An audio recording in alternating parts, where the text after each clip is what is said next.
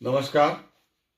मैं डॉक्टर शशांक शेखर बाबा के ढाबा में आप सबों का खास स्वागत है। आज सुबह सुबह की एक नई आज अंतिम दिन है चुनाव का, और आज अंतिम प्रचार के बाद लोग अब नए सरकार के बनाने को लेकर कयास तेज हो जाएंगे।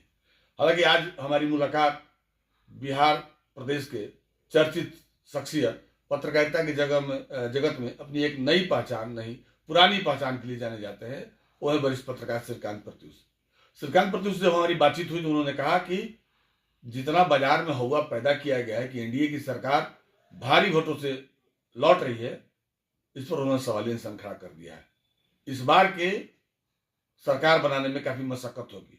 हालांकि सरकार बनाने के तोड़ फोड़ में माहिर एनडीए गठबंधन भाजपा वालों की उन्होंने तारीफ भी की कि सरकार बनाने के लिए हर कुछ का तरीका अपनाते हैं, लेकिन उनका सीधे कहना था कि इस बार जनसुराज भी एक तीसरी ताकत होगी, और हंग असेंबली की भी संभावनाओं से उन्होंने इनकार नहीं किया। अगर हंग असेंबली होती है तो जोड़ तोड़ की लाइन बिहार में तेज हो जाएगी और सरकार एनडीए की तो बनेगी, लेकिन काफी मशक्कत करना पड़ेगा। कई बार लेन देन के खेल होंगे।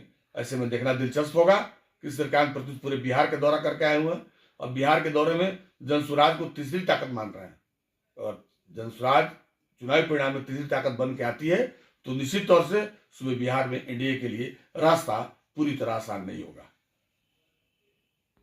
हाँ, पूरे बिहार का दौरा आप कर रहे हैं, क्या लग रहा है किसकी सरकार बनेगी और क्या स्थिति रहेगी? देखिए, मुझे तो शुरू में लगा कि बिहार का चुनाव एकदम बाइपोलर है, महागठबंधन और इंडिया गठबंधन के बीच सीधी लड़ाई है। लेकिन जैसे जैसे चुनाव करीब आता जा रहा है, जन सुराज का प्रभाव बढ़ता हुआ दिखाई दे रहा है, और मुझे लगता है कि 25 से 30 सीटों पर बिहार में जन सुराज संघर्ष को त्रिकोणात्मक रूप दे रहा है। तो जन सुराज की वजह से 10 से 15 सीटें एनडीए हारेगा, और जन सुराज की वजह से ही महागठबंधन भी 10 से 11 सीटें हारेगा। तो जन सुराज दोनों को नुकसान पहुंचा रहा है, महागठबंधन को भी, एनडीए को थोड़ा ज़्यादा, लेकिन महागठबंधन को भी पहुंचा रहा है। तो मुझे लगता है कि सरकार अगर बनेगी भी तो बहुत मुश्किल से बनेगी एनडीए की। मतलब महागठबंधन और एनडीए के विधायकों की संख्या में अंतर होगा केवल 10 से 12 विधायकों का। त्रिशंकु बनने की संभावना है? त्रिशंकु, प्रशांत किशोर अगर 10 सीट जीत गए तो हंग असेंबली हो जाएगी, त्रिशंकु विधानसभा हो जाएगा। लेकिन मैं ये नहीं कह सकता कि प्रशांत किशोर कितनी सीटें जीतेंगे। लड़ाई पर हैं, 2 दर्जन से ज़्यादा सीटों पर मजबूती के साथ उनका उम्मीदवार चुनाव लड़ रहा है। हो सकता है कि दूसरे नंबर पर आ जाए, लेकिन जीतने का अंदेशा थोड़ा संभावना कम है 10, 20, 25 सीटों पर। तो 5, 7, 10 कुछ भी हो सकता है आंकड़ा। लेकिन प्रशांत किशोर ने अगर 10 का आंकड़ा पार कर लिया तो हंग असेंबली मानकर चलिए, और बिहार में सरकार बनाना बहुत मुश्किल काम होगा।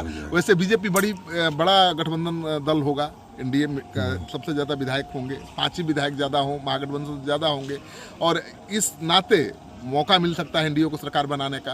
अगर मौका मिल गया तो एनडीए सरकार बनाने में माहिर है, आपको पता ही है।